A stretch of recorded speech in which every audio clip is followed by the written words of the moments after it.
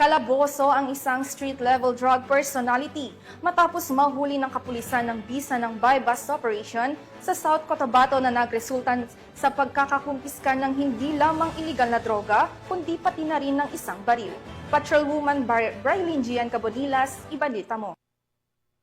Ng mga otoridad ang iligal na droga at baril sa isang street-level individual sa isinagawang buy-bust operation sa Barangay GPS, Coronadal City, South Cotabato nito lamang ikawalo ng Hulyo 2025. Kinilala ni Police Lieutenant Colonel Peter L. Pinalgan Jr., hepe ng Coronadal City Police Station, ang suspect na si alias Bugoy, 30 taong gulang, isang vendor at residente ng poblasyon Tantangan, South Cotabato. Tandang alas 9 ng gabi nang isinagawa ng mga tauhan ng Coronadal City Police Station kasama ang South Cotabato Provincial Police Drug Enforcement Unit at 1st South Cotabato Provincial Mobile Force Company ang buy-bust operation kung saan naaresto ang suspect.